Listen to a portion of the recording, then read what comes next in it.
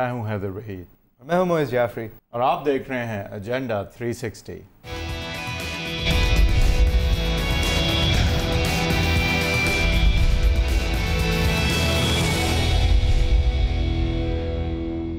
Welcome to agenda 360۔ آج supreme court کے حوالے سے ایک آرٹیکل لکھا گیا ہے ڈان کے اندر۔ سرل المیڈا نے لکھا ہے کہ ہاکس اور ڈوز یعنی شکرے اور فاختہ جو لوگ سخت نظر رکھتے ہیں اور جو لوگ ایک نرم طریقے سے دیکھتے ہیں، ان کے بیچ میں رفٹ کے حوالے سے بغیر پروف کے آبویسلی، لیکن ایک ان کا کنجیکچر ہے کہ سپریم کورٹ نے جو اس نہج آ کے آج کھڑے ہوئے کہ ایک لیٹر نہ لکھنے کی، ایک خط نہ لکھنے کی وجہ سے توہین عدالت ہو گئی وزیر اعظم کی طرف سے، تو اس کے اندر ایک ضرور ایک تبادلہ خیال ہوا ہوگا سخت آراء رکھنے والے لوگوں میں اور نرم آراء رکھنے والے لوگوں میں۔ اور وہ تبادلہ خیال کچھ اس طرح کہ جو سخت نظریے کے ساتھ سوچ رہے تھے وہ یہ کہہ رہے تھے جی یہ سب لوگ کرکٹ ہیں، ان سب کو گھر جانا چاہیے، ان سب کو ڈسکوالیفائی آپ کر دیں، خط نہیں لکھتے، سنتے نہیں ہیں، ہماری تذلیل کرتے ہیں۔ اور جو نرم آراء رکھنے والے ججز تھے وہ کچھ اس طرح سوچ رہے ہوں گے شاید کہ یہ ایک پولیٹیکل سسٹم ہے، یہ ایک نیا جمہوری سسٹم ہے، اس کو پنپنے میں ٹائم لگے گا، یہ اپنے آپ کو شاید صاف کر لے گا، اور یہ ہمارے اس وقت طاقت میں شاید نہیں ہے کہ ان سے خط لکھوا لیا جائے۔ اسی طرح کے دو نظریے ہاکش اینڈ ڈوش جو ہیں وہ پاکستان کی ساری سیاسی جماعتوں میں پائے جاتے ہیں۔ بابر اعوان صاحب کو ہاکش کہا جاتا تھا، اب تو وہ دونوں میں سے نہیں شامل ہوتے کیونکہ وہ پیپلز پارٹی سے ہی نکال دیے گئے ہیں۔ اکارڈنگ ٹو لطیف کھوسا وہ میر جعفر کا رول ادا کر رہے تھے۔ اور اسی طرح ڈوز بھی ہوتے ہیں، میاں رضا ربانی کو کبھی کبھی کہا جاتا ہے، اعتزاز حسن صاحب ان فیوچر میرے خیال سے کہے جائیں گے، ایک جو لوگ ہولسٹک اور ایک نرم سسٹم کی طرف نظر رکھتے ہیں۔ پی ایم ایل این کی طرف سے ہاکس اور ڈوز جب آپ آئیڈینٹیفائی کرنے کی کوشش کریں تو ایک مشکل ہوتی ہے۔ آپ خواجہ آصف کو دیکھتے ہیں، خواجہ سعد رفیق کو دیکھتے ہیں تو وہ بھی ہاکس کے اندر شامل ہوتے ہیں۔ آپ اگر باقی سب کو دیکھیں، احسن اقبال صاحب کو دیکھیں، آپ نرم کی طرف کم لوگ نظر آتے ہیں۔ اگر کوئی آتا ہے تو وہ سینیٹر پرویز رشید صاحب نظر آتے ہیں، لیکن آج کل رحمان ملک صاحب کی اسٹیٹمنٹ کے بعد وہ بھی کافی سخت سٹانس لے رہے ہیں۔ آج ہمارے مہمان ہیں، thank you very much senator صاحب، آپ نے ہمیں جوائن کیا۔ سر آپ کی پارٹی نے سٹانس میرے خیال سے چودھری نثار صاحب بینگ دی الٹیمیٹ ہاک، ان کی پریسر بھی آئی تھی آج، وہ تو یہ سب فرما دیا انہوں نے کہ یہ جی یہ نہ وزیر اعظم ہے نہ کچھ ہیں، یہ عجیب باتیں کر رہے ہیں، ان کو تمیز نہیں ہے، یہ لوگ ایک بدتمیزی کی فضا میں آپریٹ کر رہے ہیں۔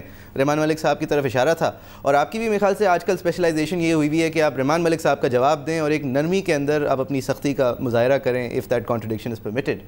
آپ سمجھتے ہیں کہ اس وقت پی ایم ایل نون کو ایک اداروں کا رول ایک اس طرح کا رول پلے کرنا چاہیے کہ جی اس جمہوریت کو ہم مستحکم کرتے ہیں، یا پھر آپ سمجھتے ہیں کہ اب بس ٹائم پورا ہو گیا ہے اور اب ان لوگوں کو گھر جانا چاہیے؟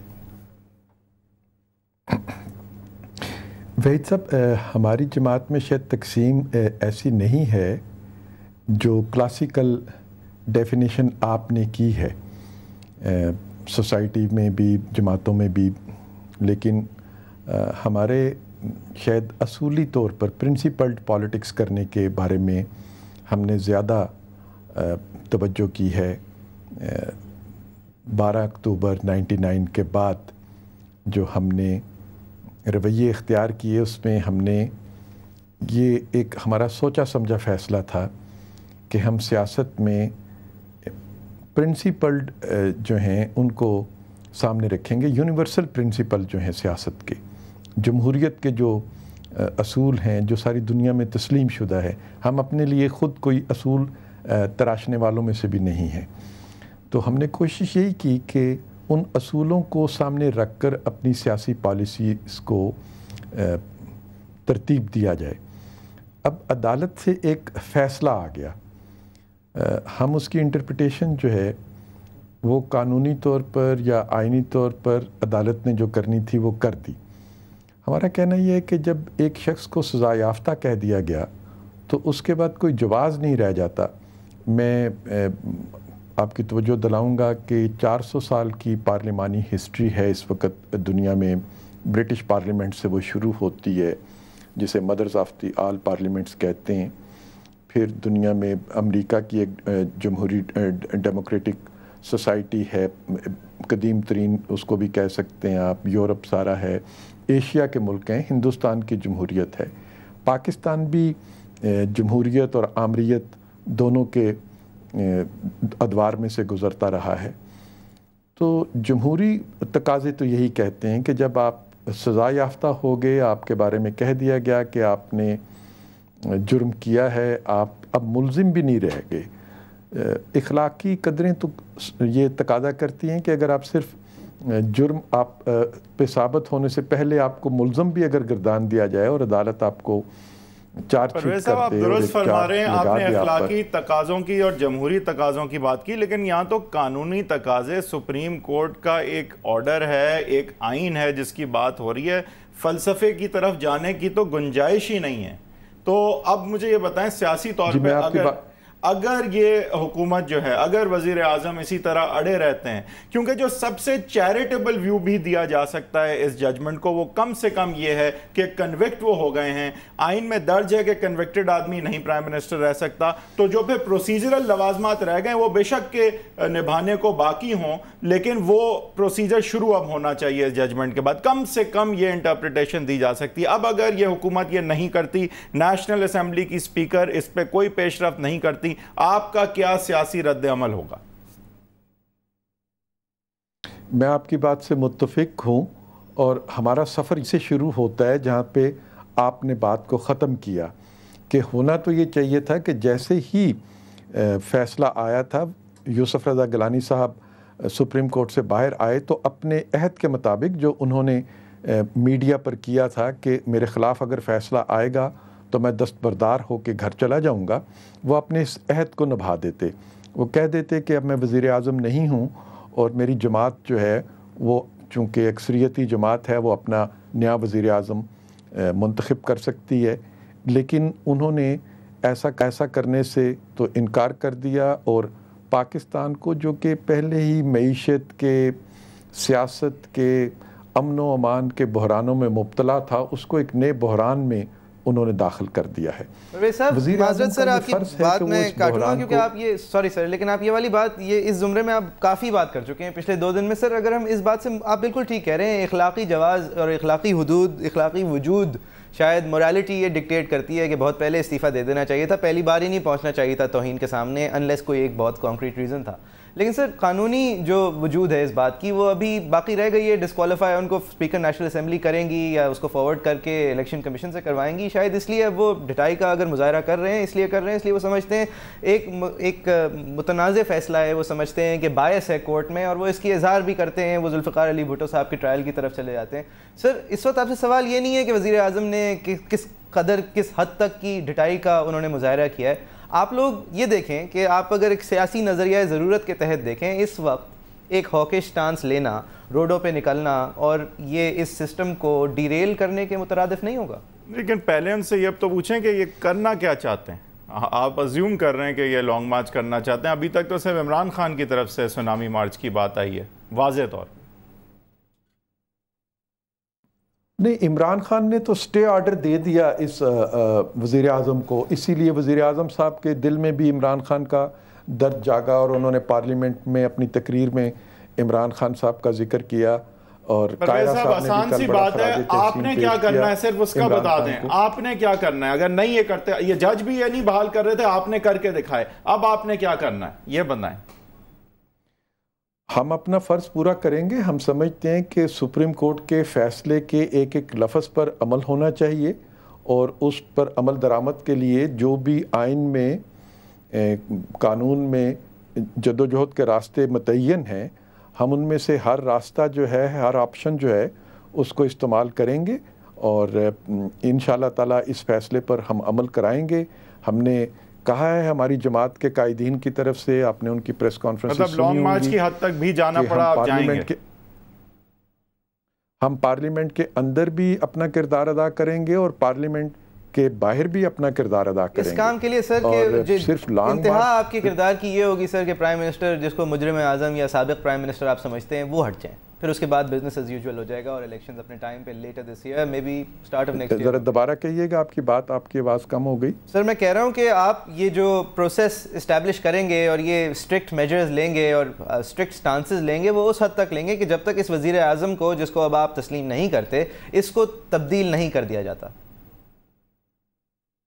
یہ تو یہ فرض ہو گیا، یہ صرف مسلم لیگ کا فرض نہیں ہے، یہ پاکستان کے ہر شہری کا فرض ہے۔ یہ جو سوشل کنٹریکٹ ہم کرتے ہیں اپنی ریاست کے ساتھ، وہ سوشل کنٹریکٹ ہم پر یہ فرض عائد کرتا ہے کہ اگر ہمارے ملک میں کوئی لاقانونیت ہو رہی ہے، کوئی شخص عدلیہ کے فیصلوں کو تسلیم نہیں کرتا، تو پاکستان کے ہر شہری پر، پاکستان کے ہر ادارے پر یہ فرض ہے کہ وہ قانون پر عمل درآمد کے لیے اپنے کردار کو ادا کرے. پارلیمنٹ کو بھی اس میں اپنا کردار ادا کرنا ہے, سیاسی جماعتوں کو بھی اس میں اپنا کردار ادا کرنا ہے, سول سوسائٹی کو بھی, میڈیا کو بھی. آپ کا کردار ہوگا کیا؟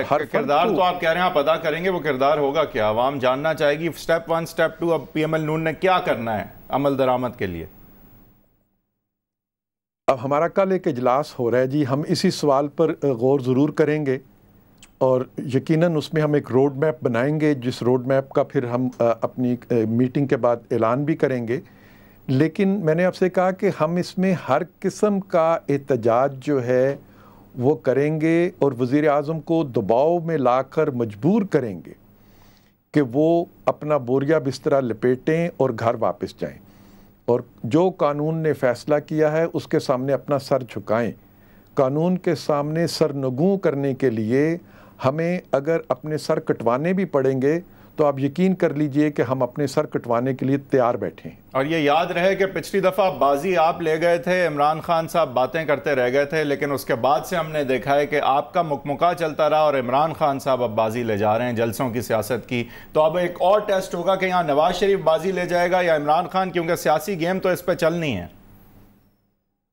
نہیں, ہم بازی لینے کی دوڑ میں ہم شامل نہیں ہیں. اگر بازیاں لینے کی دوڑ میں ہم شامل ہو جاتے تو پھر عمران خان صاحب تو بہت عرصے سے کچھ کر رہے تھے, ہم نے ان کا مقابلے بازی ہماری عمران خان کے ساتھ کسی قسم کا ہمارا کوئی مقابلہ نہیں ہے. اس میں ایک اصول کی بات ہے, اور میں نے آپ سے کہا کہ عمران خان صاحب نے تو سٹے آرڈر دے دیا ہے. انہوں نے عمران خان نے تو کہہ دیا کہ جی اپیل نامنظور ہوئی تو وہ سب کچھ کریں گے.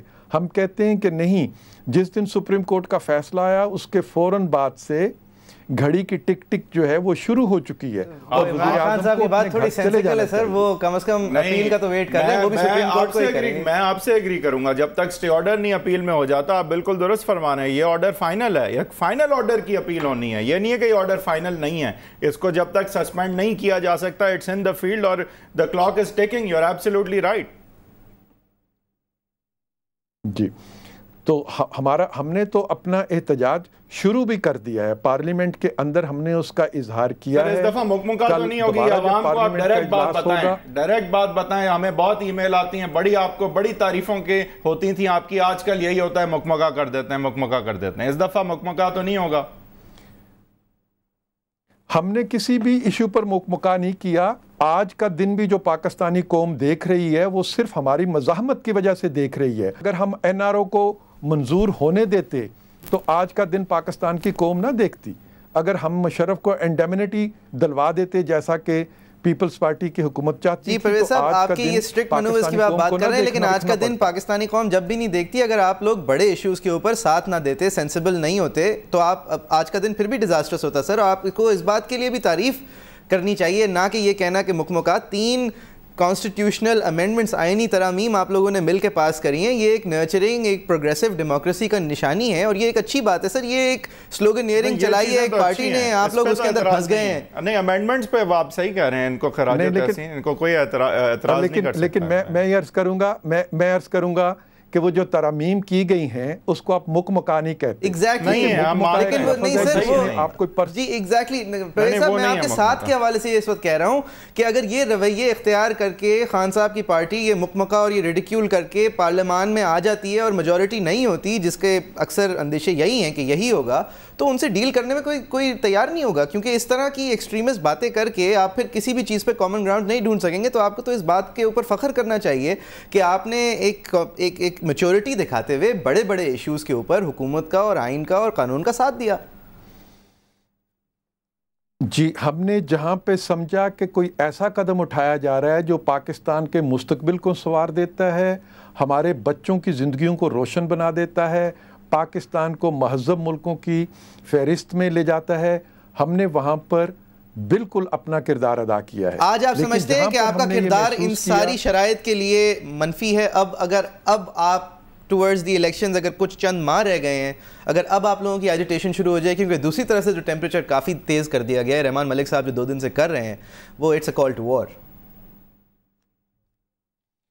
دیکھیے, رحمان ملک صاحب تو چلے ہوئے کارتوس چلا رہے ہیں نا, ان کے پاس کوئی ایسی نئی چیز نہیں ہے.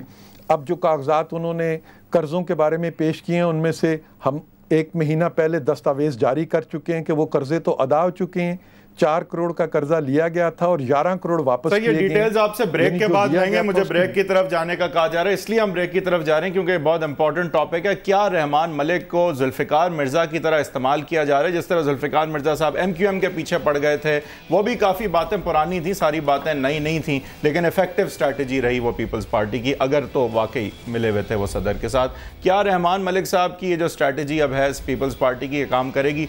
PML नून इसके हवाले से क्या करेगी? ये सारी चीज़ें पूछेंगे। परवेज साहब हमारे साथ मौजूद हैं इस ब्रेक के बाद।